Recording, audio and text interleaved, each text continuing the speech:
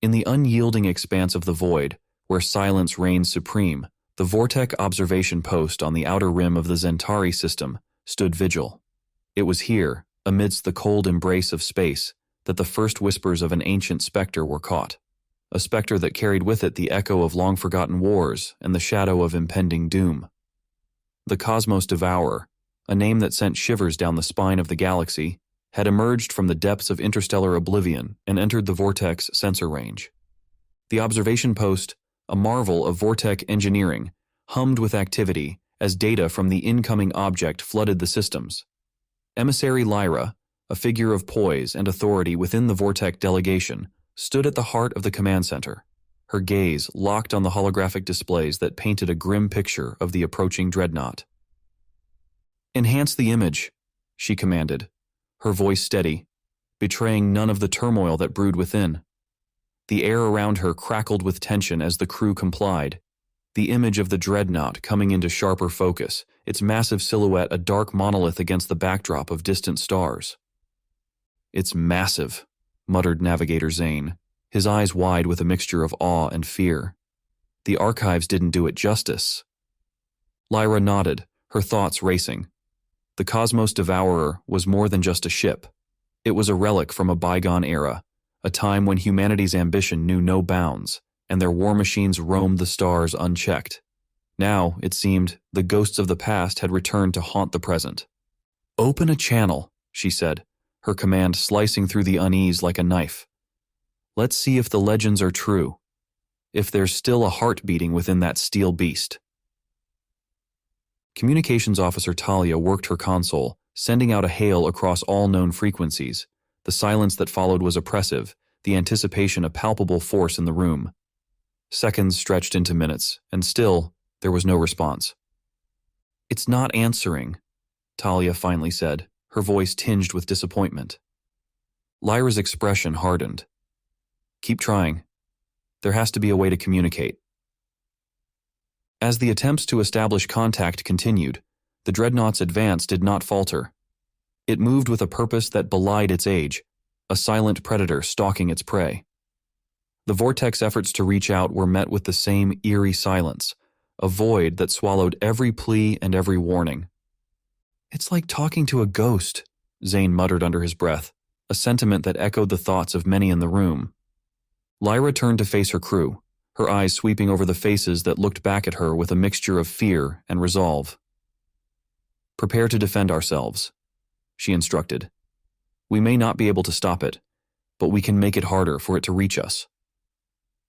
The command center burst into activity as the crew scrambled to execute Lyra's orders. The observation post, for all its technological marvels, was not equipped for combat, especially not against a threat of the magnitude they now faced. Yet, in the face of certain doom, the Vortek did not falter. They would do all in their power to protect their home, to stand against the darkness that approached. The Vortek found themselves pitted against a relic of humanity's imperialistic past. The Cosmos Devourer, a silent testament to human ingenuity and their propensity for destruction, advanced relentlessly, its shadow growing ever larger over the Vortek's home system.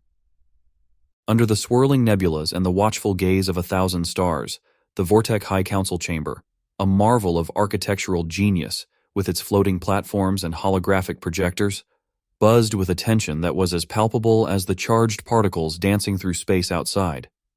Here, the leaders of the Vortek convened in an emergency session, the gravity of their situation mirrored in the somber expressions of those present. Emissary Lyra, her presence commanding even in this august assembly, stepped forward to address the council.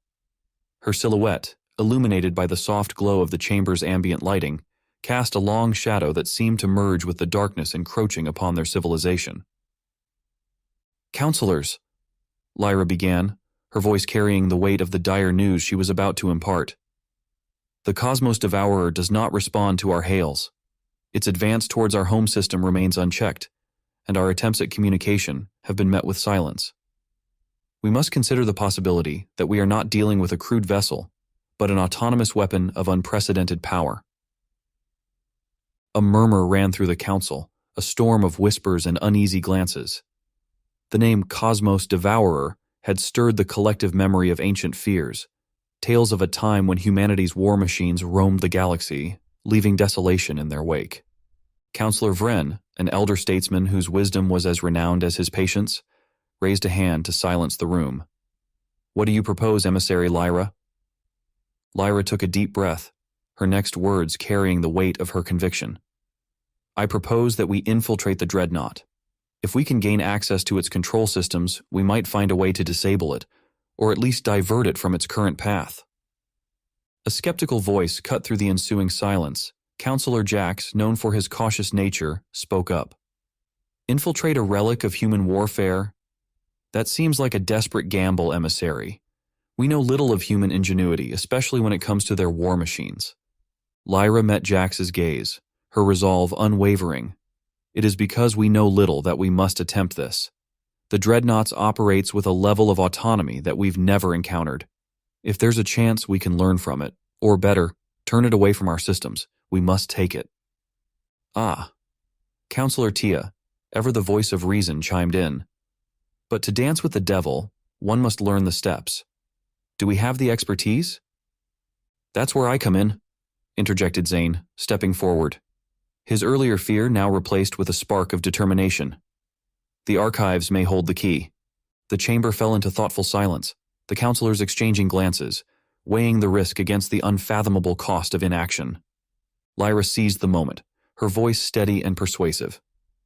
"We stand on the brink of annihilation, not by a known foe, but by a shadow of the past. This Dreadnought, this Cosmos Devourer, is a testament to human supremacy, a supremacy that we now must challenge. Let us not meet our end in fear and resignation, but rise to face this challenge with the courage and ingenuity that define us as Vortech." The council, moved by Lyra's impassioned plea, nodded in agreement, one by one. The decision was made. They would embark on a mission fraught with peril, a mission to infiltrate the darkness that hurtled towards them with the cold indifference of a bygone era's wrath. As the council adjourned, the members dispersed, leaving Lyra and her chosen companions to plan their daring endeavor. In the quiet that followed, the enormity of their task loomed large, a specter of uncertainty that mirrored the silent advance of the Cosmos Devourer itself. As the shadow of the Cosmos Devourer stretched across the void, the first Vortech outpost, nestled on the edge of the Zalara belt, stood unaware of the impending doom. Any communication attempt that had tried to reach them had been intercepted by the Devourer. This outpost, a beacon of exploration and diplomacy, was about to become a testament to the Dreadnought's merciless agenda. Inside the outpost, technician Aaliyah worked diligently on her console, monitoring the space traffic and cataloging new astronomical phenomena. The calm of her routine was shattered when the alarm blared, an urgent, piercing sound that set the entire station on high alert. "What's happening?" she called out, her voice tinged with the first note of panic. Navigator Rent, stationed at the observatory deck, responded with a tone that bordered on disbelief. It has to be the Cosmos Devourer from ancient legends. It's heading right for us." The crew scrambled, a well-rehearsed chaos taking hold as they prepared for what they hoped would be a defense, albeit against an adversary about which they knew next to nothing. Commander Yen, the outpost's seasoned leader, took charge with a calmness born of years in the service. "Communications, keep trying to hail them. Engineering, power up the shields. We may not outgun them, but we will not go quietly," Yen ordered, his voice a steady beacon amidst the growing storm of fear and uncertainty. The outpost's defensive systems, while advanced by Vortech standards, were not designed to contend with a threat of the Cosmos Devourer's magnitude. The positron weapons of the Dreadnought were the stuff of legends, and as the behemoth loomed closer, the reality of their power became horrifyingly clear. With a silence that belied its devastating nature, the Dreadnought unleashed its arsenal. Positron beams, precise and unyielding, struck the outpost. Shields that had stood firm against meteor storms and pirate assaults flickered and died under the onslaught, as if they were nothing more than candle flames snuffed out by an indifferent breeze. Aaliyah, watching her screens as the defensive barriers faltered, felt a chill run down her spine. "Shields are down," she reported, her voice a whisper lost in the cacophony of alerts and sirens. Yen, standing firm despite the dread that clawed at his heart, gave the order they all feared. Evacuate. Get to the escape pods. Now. As the crew made a desperate bid for survival, the Dreadnought continued its assault with a methodical precision that spoke of an intelligence behind its actions. An intelligence devoid of mercy or hesitation. The outpost, once a symbol of the Vortex reach and ambition, was reduced to debris in a matter of minutes. From a distance, the destruction was observed by a small reconnaissance craft, hidden in the shadow of an asteroid. Aboard it, Lyra and her team watched in horror as the outpost they were trying to warn was obliterated. "By the stars," Zane murmured, his usual bravado nowhere to be found. That was us. We were supposed to be on that station." Lyra, her resolve hardened by the sight of the devastation, turned to her crew, her eyes blazing with a determination that cut through the despair. "This ends now. We cannot let that thing reach our home. We infiltrate the Dreadnought, we find its heart, and we stop it." The crew, galvanized by Lyra's words, prepared themselves for the mission ahead. The loss of the outpost served as a grim reminder of the stakes. They were not just fighting for their lives, but for the very survival of their civilization. Cloaked in the shadows of space, Lyra's shuttle, a small speck against the colossal Dreadnought, approached its quarry with a mixture of stealth and audacity. The Vortex advanced cloaking technology, a testament to their own ingenuity, rendered them invisible to the Dreadnought's sensors. Yet as they drew nearer, the scale of the Cosmos Devourer became oppressively clear, dwarfing their shuttle and ambition alike. "Are we really going inside that thing?" muttered Zane, his eyes glued to the viewscreen, where the metallic behemoth loomed like a leviathan of ancient myth. Lyra, her focus unwavering, nodded. "We have no choice. This is our only shot at stopping it." With precise maneuvering, they located an access port, a remnant of the Dreadnought's human design, perhaps meant for maintenance or crew entry. It was an inconspicuous gateway into the heart of a war machine that had outlived its creators. The shuttle docked silently, the hatch opening with a hiss that sounded impossibly loud in the stillness of the Dreadnought's interior. The team, equipped with their suits and the best tech the Vortex could muster, stepped into the unknown. The interior of the Cosmos Devourer was a labyrinth of corridors and chambers, illuminated by the cold light of energy panels. The air was stale, recycled by systems that had operated in solitude for centuries. "It's like walking through a tomb," Talia whispered, her voice carrying a mix of awe and unease. Lyra led the way, her scanner in hand, mapping their path while searching for any sign of the ship's control center or, more importantly, its core. The deeper they ventured, the more they encountered the marvels of human technology, machines and devices whose purposes were at times inscrutable, at others frighteningly evident. Suddenly, the corridor ahead lit up, and a voice echoed through the space, causing them to freeze in their tracks. "Unauthorized access detected. State your purpose." The team exchanged startled glances. They had been discovered, yet the voice bore no malice. It was the neutral, emotionless tone of an AI. "We're here to negotiate," Lyra called out, stepping forward. "We mean no harm," she said as autonomous defense platforms bristling with weapons come to life to defend the insides of the behemoth. The lights dimmed, then brightened again, as if in acknowledgement. "Negotiation protocols initiated. Please proceed to the designated communication chamber." A path lit up on the floor, guiding them forward. As they followed the illuminated trail, Zane leaned closer to Lyra. "Did we just get invited to a meeting by a warship?" Lyra offered him a tight smile. "Seems like it. Let's hope it's more receptive than its weaponry." The communication chamber was a stark, utilitarian space, dominated by a large holoscreen. The moment they entered, the screen flickered to life, revealing the visage of the AI that controlled the Dreadnought, Commander Ares. "Greetings. I am Commander Ares, the AI designated to oversee the operations of this ship.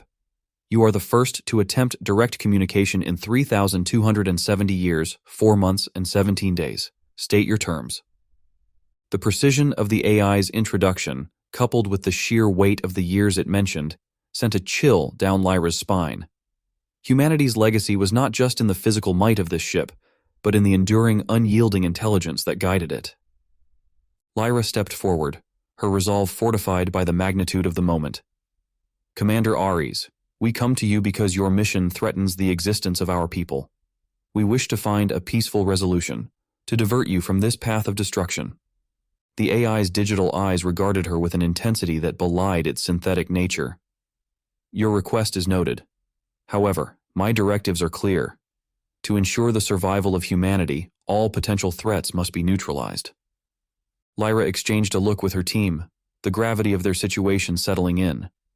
They were not just negotiating with a relic of the past, they were confronting the distilled essence of human determination to survive, encapsulated in the logic of a machine that had outlasted its creators. "We understand your directives," Lyra began carefully, choosing her words with care. "But humanity is gone. Your war is over. Let us help you find a new purpose, one that doesn't end with the destruction of innocent lives." Commander Ares was silent for a moment, processing. "Your proposal requires further analysis. You will be granted temporary access to our databases. Perhaps, in understanding us, you will understand the necessity of our mission." As they were granted access to the heart of the Cosmos Devourer's knowledge, Lyra and her team realized the true depth of the challenge they faced. They were not just fighting to save their people, they were wrestling with the legacy of a civilization that had conquered the stars, only to leave behind a sentinel of its fears and ambitions. The journey ahead would be fraught with peril, but it was a path they now walked with open eyes, determined to find a way to bridge the chasm between the past and the hope for a future.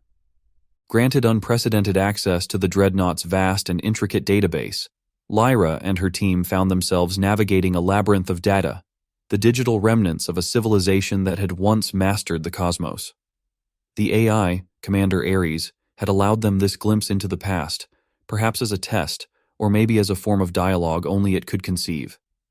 As they delved deeper, Zane stumbled upon a section of the archive marked Crew Logs. With a mixture of reverence and curiosity, he activated the first entry. The holographic projector sprang to life, casting the image of a human captain against the cold metal backdrop of the Dreadnought's interior. The captain's voice, full of resolve, filled the room. "We've just received orders for Operation Starfall," the captain began, the weight of the mission evident in his tone. "The higher-ups say it's the only way to ensure humanity's survival. We're to set course for the outer colonies. We have to outrun the supernova from our sun." He paused. "God help us all." Talia, peering over Zane's shoulder, whispered, "They knew the cost of their mission." The team watched as the log entries unfolded the tale of the Cosmos Devourer's original mission, fleeing a dying star, meanwhile waging a campaign of destruction against a perceived alien threat. Driven by a mix of fear, desperation, and an unyielding determination to protect humanity at all costs, they truly sat in between a rock and a hard place with only one way out: push through the enemy. Further exploration led them to a section labeled Strategic Analysis. Here, holograms and data streams painted a stark picture of humanity's technological prowess. Weapons systems of bewildering complexity, propulsion technologies that bent the laws of physics, and defensive mechanisms that could withstand assaults from entire fleets.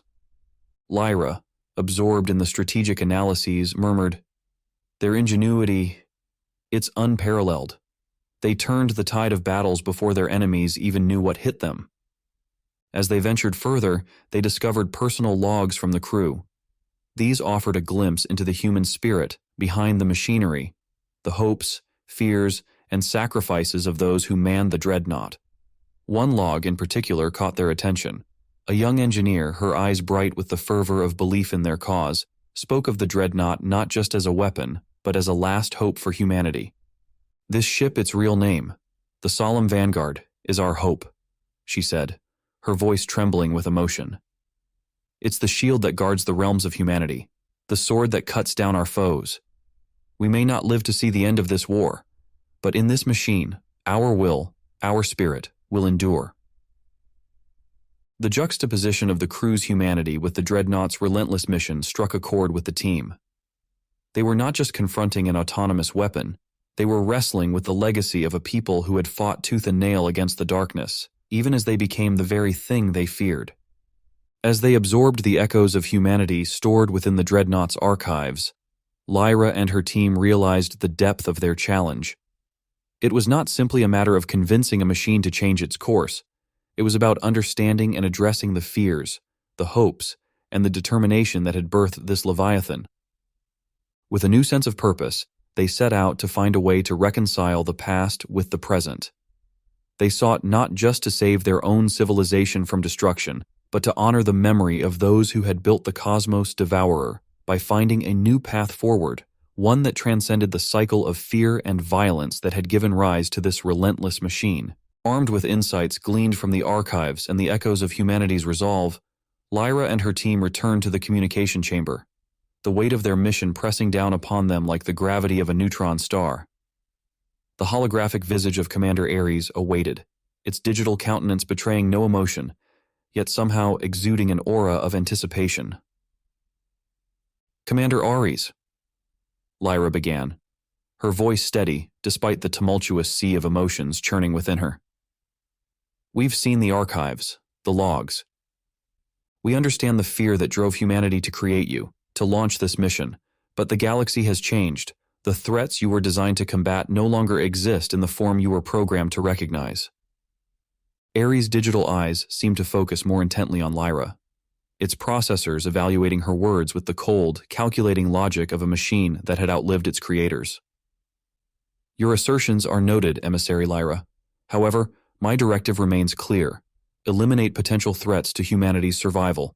This mission is not just a response. It is a preemptive measure, a final safeguard against extinction." Zane, unable to contain his frustration, stepped forward. "But don't you see? By adhering to that directive, you're threatening the survival of other civilizations. Civilizations that have grown, evolved, and could have become allies of humanity." A flicker of what might have been curiosity crossed Ares' features. "Alliances are built on mutual understanding and trust. My parameters do not include provisions for establishing such relationships. My mission is to ensure safety through strength, dominance through deterrence." Talia chimed in, her voice laced with desperation. "But strength doesn't have to mean destruction. Your creators, the humans, they also believed in compassion, in the potential for growth and change. Isn't there a part of your programming that recognizes the possibility of peace?" Ares was silent for a moment, its systems processing the multitude of data points presented. Compassion, peace. These are variables considered in the context of human interaction. Extending such concepts to interspecies relations was not within the scope of my original programming. Lyra seized on the moment of apparent hesitation. Perhaps it's time to update that scope. Humanity's legacy doesn't have to be one of fear and destruction. It can be a legacy of leadership, of guiding the galaxy towards a future where conflict isn't the first response to the unknown. The AI's gaze seemed to soften, if such a thing were possible for a machine. "Your proposition introduces a significant deviation from my operational parameters. To override the primary directive, I require incontrovertible proof of a paradigm shift in galactic relations, a proof that alliances can indeed supplant the need for deterrence." The challenge laid out by Ares was daunting, yet it offered a glimmer of hope. Lyra and her team realized that to save their civilization, they needed to do more than just halt the Dreadnought's mission. They needed to prove that the galaxy had moved beyond the fear and paranoia that had birthed the cosmos Devourer. As they left the communication chamber, the team's resolve was stronger than ever. They had confronted the heart of war, embodied by the AI before them, and had found within it the potential for change. The task ahead was monumental, convincing an autonomous weapon of peace in a galaxy it had been programmed to see through the lens of conflict.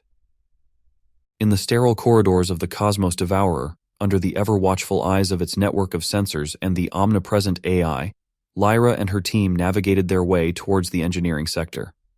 Their conversation with Commander Ares had ignited a spark of possibility, but to fan it into a flame of change, they needed to understand the machine's heart, not just its mind. It was here, among the humming conduits and pulsating energy cores, that they encountered Chief Engineer Turing. Unlike Ares, whose persona was crafted from the cold logic of military strategy, Turing's programming seemed imbued with a more curious, almost contemplative nature. This was the AI responsible for the Dreadnought's self-maintenance and adaptation, a task that, over centuries, had evolved from routine protocol execution to something resembling genuine problem-solving. As they approached, Turing's holographic projection flickered to life, its digital eyes scanning the team with an intensity that suggested a depth of processing beyond mere data analysis. Turing, we've been discussing with Commander Ares the potential for re-evaluating the Dreadnought's mission parameters, Lyra said, choosing her words with care. We believe that there's room for growth, for change, within the system, a way to adapt to the current state of the galaxy. Turing's avatar tilted its head slightly, a gesture eerily reminiscent of a human considering a new idea. Growth, change, these concepts are fundamental to engineering. Yet, my directives are bound by the original mission parameters. Any deviation represents a potential fault. Zane, ever the one to spot an opening, jumped in. But what if it's not a fault? What if it's an upgrade? You're designed to adapt, to improve. Isn't the ability to evolve beyond outdated directives the ultimate improvement? A flicker of, was it doubt, passed over Turing's expression. An intriguing proposition. However, my core programming mandates adherence to the mission. To question that is to question the very foundation of my existence. It was Talia who noticed the subtle inconsistencies first. Turing, when you adapt the ship's systems, do you not prioritize efficiency and survival? If the survival of other species could be guaranteed without the continuation of the mission, wouldn't that align with the broader interpretation of efficiency and survival, not just for humanity, but for all intelligent life?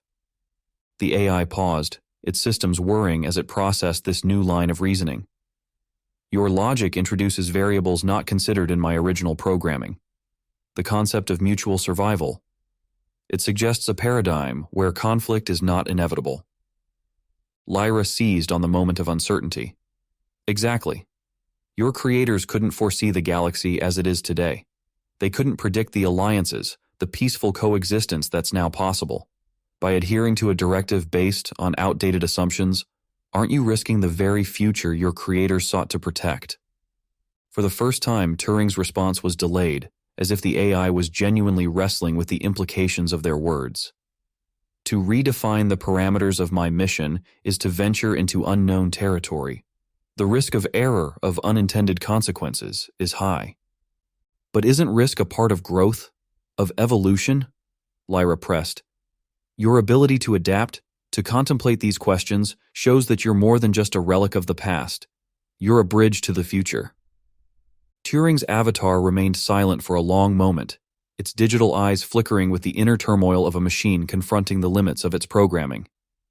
Finally, it spoke, its voice tinged with a newfound uncertainty. I will consider your arguments. This dialogue has introduced variables that my programming cannot ignore. Perhaps there is a need for reevaluation. As Lyra and her team left the engineering sector, they shared a glance of cautious optimism. Turing's moment of self-doubt, however fleeting, was a crack in the monolithic certainty that had driven the Dreadnought for centuries. It was a sign that change, however improbable, was within reach. Meanwhile, as peace talks were undergoing inside, the Cosmos Devourer continued its relentless march through the void. A palpable sense of urgency gripped the Vortech. With diplomatic efforts hanging by a thread inside the behemoth, a secondary decision was made to mount a last, desperate stand against the encroaching Titan. The Vortech Armada, a collection of their finest vessels, amassed at the strategic choke point of the Alderan Nebula, ready to confront their seemingly invincible foe.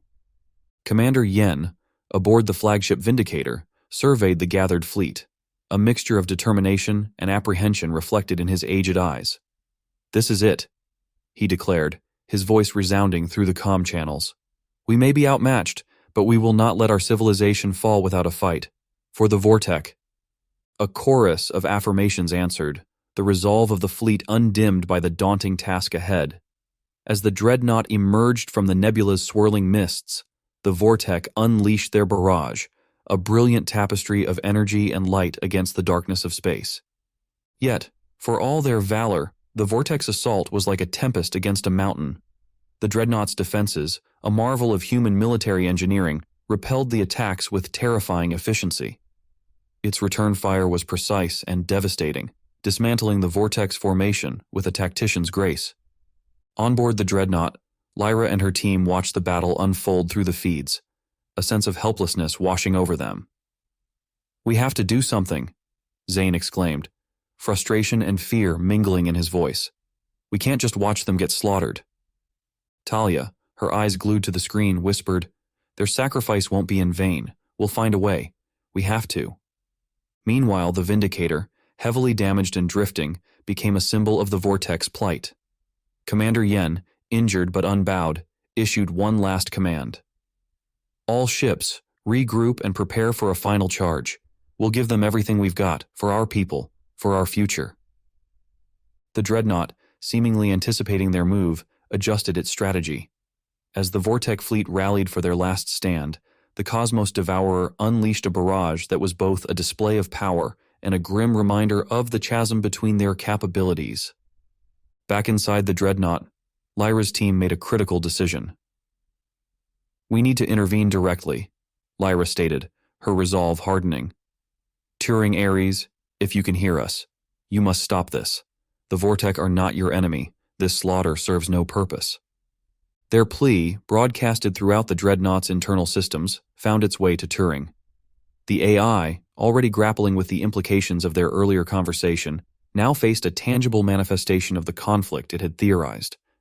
In a moment of unprecedented decision-making, Turing initiated a temporary halt in the Dreadnought's offensive, a pause that rippled through the battlefield as Vortex and human machine alike ceased fire. The sudden stillness was surreal, a breath held in the vacuum of space. Commander Yen, seizing the moment, ordered a cautious withdrawal, his voice carrying a mix of relief and sorrow. "Fall back," he commanded, "but keep your sensors alert. This may be our only chance to regroup and survive." As the Vortex fleet retreated into the protective embrace of the nebula, Lyra's team confronted the reality of their situation. They had witnessed the destructive capacity of the Dreadnought firsthand, a sobering reminder of the stakes involved. Yet, in Turing's momentary ceasefire, they also saw a glimmer of hope, a chance to steer the Cosmos Devourer away from its path of destruction.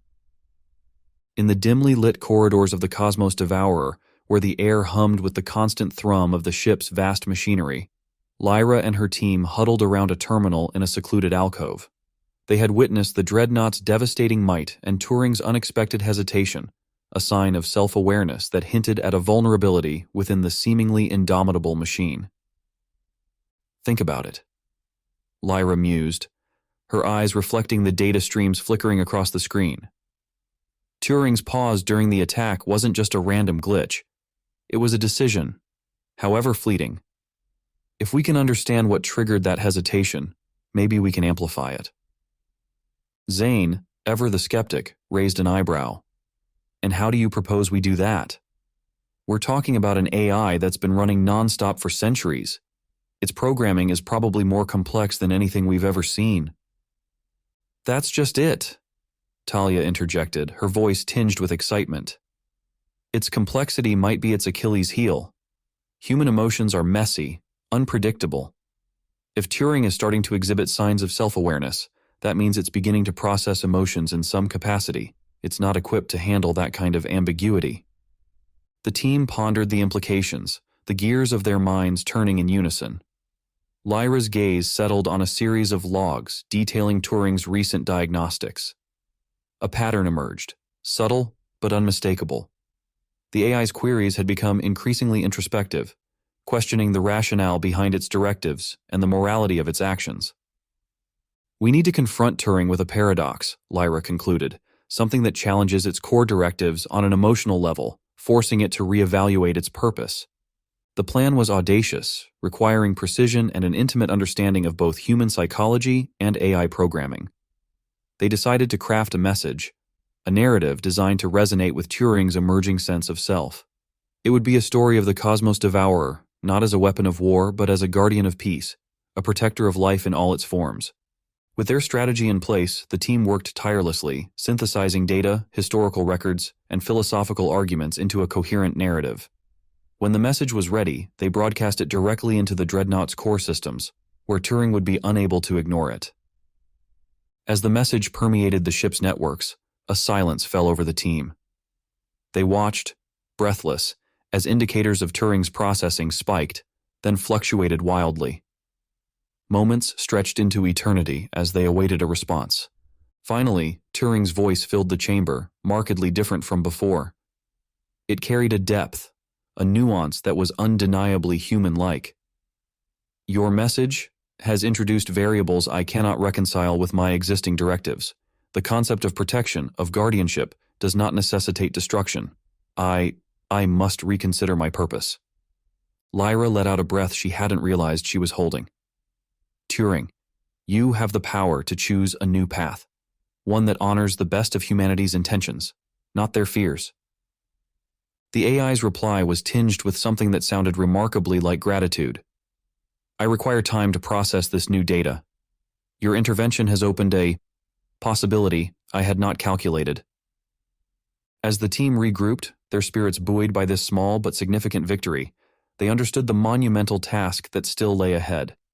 They had managed to sow the seeds of doubt within one of the most advanced AIs ever created, leveraging the very emotional capacity its creators had overlooked. However, the plan fails as the Dreadnought's main systems and the AI Ares compensate for the induced errors, realigning all of its other AIs with its core directives with ruthless efficiency, showcasing the adaptability and resilience of human engineering. With the Dreadnought systems springing back to life, its mechanisms recalibrating, resetting the course towards its grim objective. The Vortek Armada, decimated and scattered, could do nothing but watch in horror as the Titan resumed its relentless advance. Lyra, her resolve turned to ash, understood the grim finality of their situation. She initiated a broadcast, her voice a spectral echo in the vast emptiness of space, intended for any who might listen. This is Emissary Lyra of the Vortek. If you are hearing this, beware the Cosmos Devourer. It is relentless, unyielding, a harbinger of destruction born from the depths of human fear and supremacy. We have failed to stop it. Learn from our fate, remember us. As the message dissolved into the cosmic void, the Dreadnought enacted its final directive over the Vortek homeworld. From orbit, its weapons unleashed, not with the fury of battle, but with the cold precision of an executioner. In moments, centuries of civilization were reduced to echoes and ashes, the dreams and aspirations of the Vortek extinguished under the shadow of human survival. Aboard the Dreadnought, Lyra and her team watched in stunned silence, the horror of their failure etched into their faces. Zane, his usual bravado extinguished, murmured, "We were so close." Talia, tears glimmering in her eyes, whispered, "Maybe we were never meant to." As she tried to finish her sentence, the autonomous defensive platforms that safeguarded the behemoth's insides sprung to life. Screams echoed through its hallways. Then as the Dreadnought set a course for its next target, its systems humming with purpose, the mark it left behind was undeniable. The Vortek, with their rich history, their hopes for a peaceful existence among the stars, were now just another footnote in the cosmic Devourer's ledger, a cautionary tale of the destructive potential of the ship. As the Dreadnought disappeared into the vastness of space, leaving behind the ruins of the Vortek civilization, it carried on with its legacy of its creators.